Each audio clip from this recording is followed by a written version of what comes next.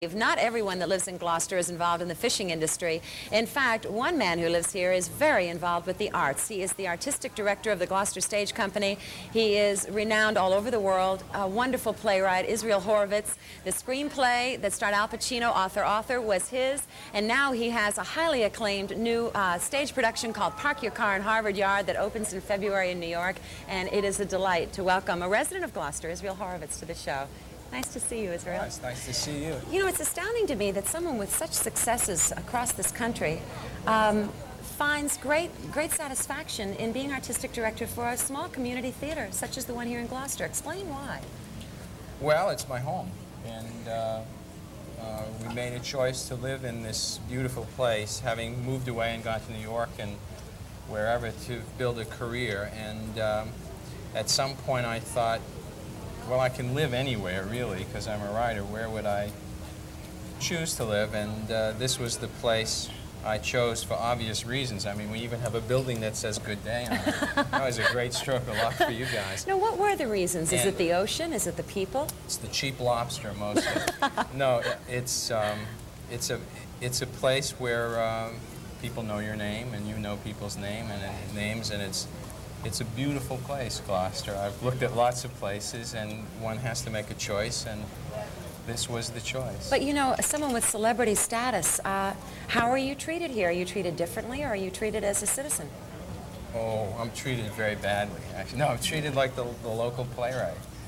The real heroes here are the people who build the houses, certainly not the playwrights. Really? How about this theater company has had a lot of acclaim, critical acclaim. Where does all of that come from for a regional theater? Is that unusual?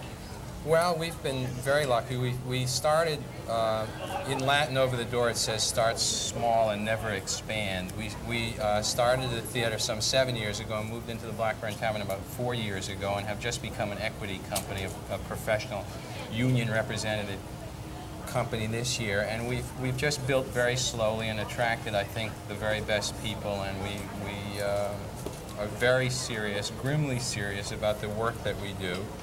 And we have very good and dedicated people, and being located in a place like Gloucester that's such a beautiful and inspiring place, I think talented people are willing to come here and spend time, if not live here, and, I can see work with why. us. You have a show that opens in Boston, The Widow's Blind Date. The Widow's Blind Date was a play that we did here of mine that we've extended 3 times and finally had to move because another theater company, the local community theater, comes into our space. So we're going to bring it to Boston, to the First and Second Church Theater where the Boston Rep started. And we'll be playing there the 12th through the 16th of October. And for all the people who couldn't get in here at the Blackburn, they can see it. Now, how about the Park Your Car in Harvard Yard? I mean, if you say to anyone across this country, where are you from? If anyone says to you and you say Boston, immediately they say, Park Your Car in Harvard Yard. Exactly. What is this about? Park Your Car in Harvard Yard.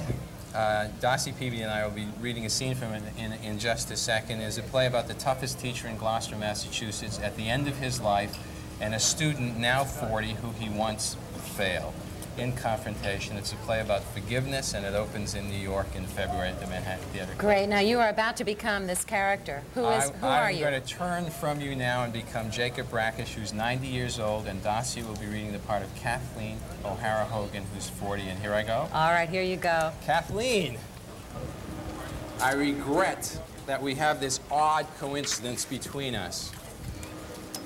That your late husband was my student, and he failed. He wasn't dumb or nothing. He had real potential. Oh, I'm sure of that. It's just that music and literature were kind of beyond him. Not in his background, probably. He could have made something of himself. Untimely death. His parting, untimely, before he'd had a chance to develop fully his potential, to realize his potential. He never even finished high school. Yes. College was out of the question. Yes. And you? College? Me? You didn't? Me? No. What held you back? Oh, I would have to say more than anything that it was the grades. The grades. The grades in what sense, Kathleen? The antecedents to your pronouns The grades are not that precise. you gave me in music appreciation and English. They ruined any chance I had for a scholarship. You were my student? Both subjects, yeah. But my God, Kathleen, why didn't you mention this before?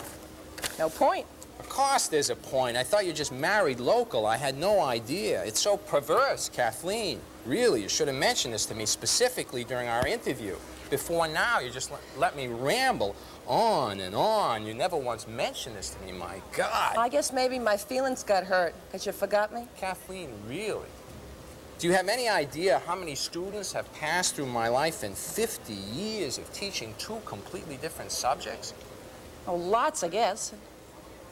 Lots, you guess. Tens of thousands, Kathleen. Tens of thousands. Did you fail? Fail? Me? I wouldn't so much say I failed as I would say I was failed, object versus subject kind of thing. Oh, Kathleen, I am sorry. No, it doesn't bother me, Mr. Brackish. Really, no sweat. No, really, I am sorry. There were, it's that I don't really remember. That's the worst. I don't really remember. I'm sure I had my reasons, grades, exams. I was fair. I was hard. I was strict. I was demanding, but I was fair. I said that it didn't bother me, okay? There were so many students. Yeah, there were. In my family alone, there were a number. You might even say an astonishing number. That I taught? That you failed. Mother, father, husband, me. You were the toughest teacher in Gloucester, Mr. Brackish. Practically no one got away from you. Isreal Horvitz and Darcy Peabody, thank you, Isreal, so much.